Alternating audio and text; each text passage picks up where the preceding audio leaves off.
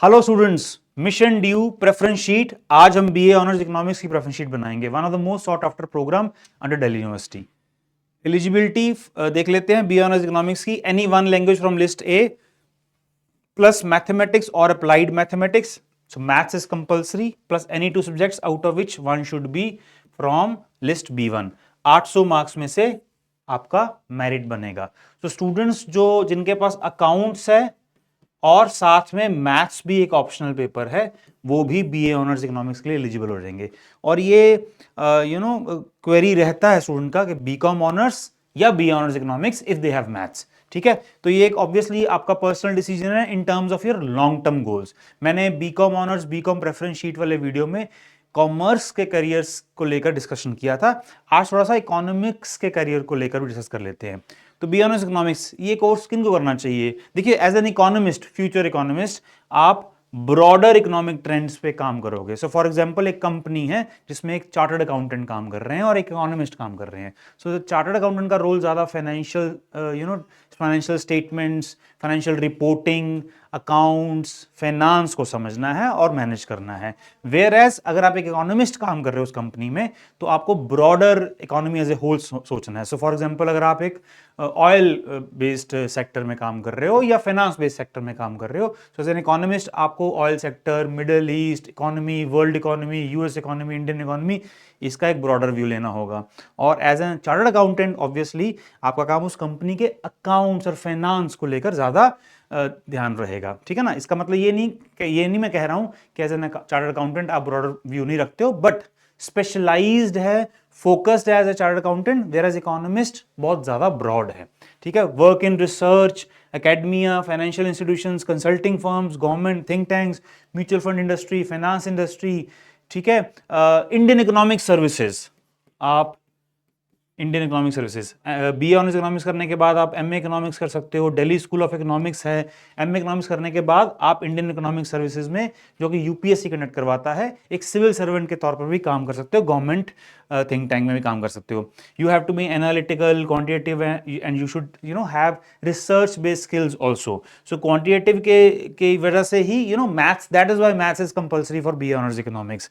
You have to work with complex data and models to analyse economic issues and make forecast. तो ये forecast बनाकर policy making, government में, companies में economist का role होता है। तो बहुत अच्छा करियर है, बहुत बढ़िया सब्जेक्ट है। ठीक है, तो इवेंचुअली ये आपका पर्सनल डिसीजन है कि BCom honours versus B honours economics, या अगर आपको दोनों में चॉइस लेना है तो आप दोनों का भी प्रेफरेंस शीट में आप ऐड कर सकते हो, बीकॉम ऑनर्स और बी ऑनर्स इकोनॉमिक्स का। ठीक है ना? चलिए एक बार आइडिया ले लेते हैं। बीए ऑनर्स इकोनॉमिक्स में यूनिवर्सिटी ऑफ दिल्ली में बेसिकली पढ़ाया क्या जाता है। सो mathematical models for economics, introductory micro economics. अगर आपने बीकॉम ऑनर्स वाले कोर्स में देखा होगा तो माइक्रो बहुत थोड़ा पार्ट है ऑब्वियसली। ज्यादा financial accounting, corporate accounting, business laws, उसमें ज्यादा फोकस है सब्जेक्ट्स का। दैट इज मैं आपको सब्जेक्ट्स भी दिखा रहा हूं। Mathematical models for economics, introductory macro economics, micro economics. ठीक है, statistical methods for economics, because research में स्टैटिस्टिक्स का बहुत इंपॉर्टेंस है। Intermediate micro economics, macro, introductory econometrics. Econometrics में भी ऑब्वियसली मैथ्स और स्टैटिस्टिक्स का बहुत कंपोनेंट आता है, इसलिए मैथ्स कंपल्सरी रखा हुआ है। Indian economy, development economics, pick 2 from game theory, international trade, public economics में गवर्नमेंट बजट कैसे होता है पब्लिक लेवल पे।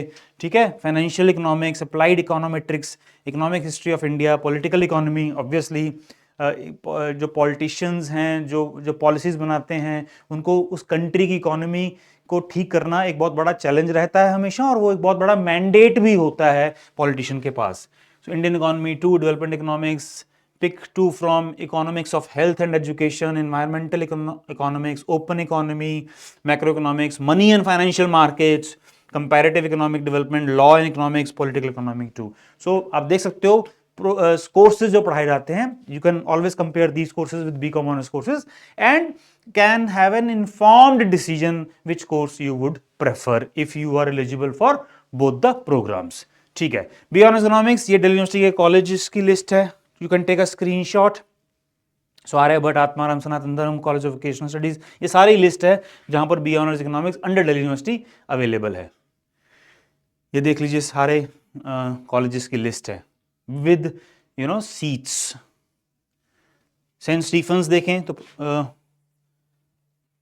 Number 1 college for B honours economics and Delhi university, unreserved, it's a Christian minority, unreserve 21 seats हैं और 25 Christian seats reserved हैं। ठीक है ना। तो आप ये एक स्क्रीनशॉट ले सकते हो कौन से कॉलेजेस में ये कोर्सेज हैं। चलिए एक आइडिया भी ले लेते हैं CUET स्कोर पर जो एडमिशंस हुए हैं। सेंट स्टीफेंस देखेंगे तो 777 out of 800। Can you see the cut off for unreserved category Saint Stephen's B honours economics. Hansraj में 766, हिंदू में 745, KMC में 743।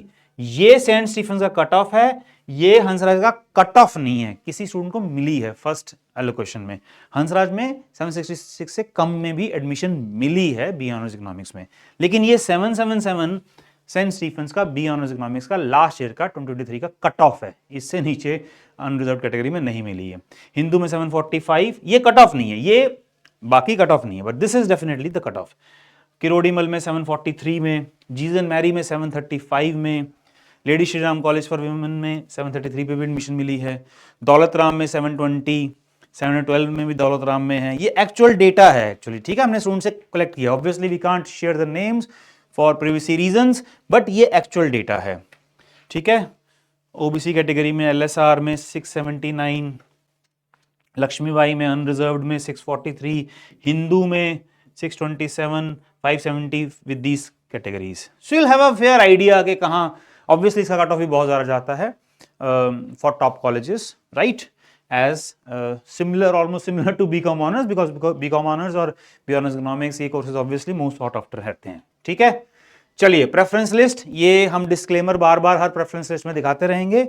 ठीक है, तो आपको इसको पढ़ना चाहिए। मैं preference list is a personal list, तो आपका ये पर्सनल ऑब्वियसली एक रिसर्च होना चाहिए। Students are advised to do their own research. Copying preference list from someone else is never recommended. The preference order is based on independent analysis of IMS experts. ठीक है, students are advised to use their discretion while filling their order of preferences. चलिए ठीक हो गया, clear हो गया ये वाली बात। अब प्रेफरेंस शीट ये देख लीजिए, मैं पहले हट जाता हूं, आप स्क्रीनशॉट ले लीजिए। तो प्रेफरेंस शीट नंबर 1 पे सेंट स्टीफेंस, नंबर 2 पे Shri Ram college of commerce, number 3 पे Hindu, then LSR, Hansraj, Miranda house, KMC, Jesus and Mary, Shri Venkateswara college, Ramjas, Atmaram Sanatan Dharma, Gargi, Indraprastha, Daulat Ram, Shri Guru Gobind Singh college of commerce, Dyal Singh Ramanujan, Shri Guru Tegh Bahadur Khalsa college, Delhi college of arts and commerce, college of vocational studies. Then B Honors Economics in Kamala Nehru College, Motilal Nehru College, PGDAV, right? You can take the screenshot. चलिए हमने BCom honours और BA honours economics की preference sheet हमने discuss कर ली है। बस करते जाएंगे, अब फटाफट आपको प्रेफरेंस शीट मिलती जाएगी, बिकॉज रिजल्ट भी आने वाला है और फेज 2 भी रिजल्ट के बाद ओपन होगा। ठीक है, ओके बच्चों, all the best for your results also. अभी तो we are expecting the result, right, देखते हैं अगर वो रिस्पॉन्स शीट भी आउट होता है CUET की तरफ से, एंटी की तरफ से, we'll keep you posted, and take care, God bless and thank you.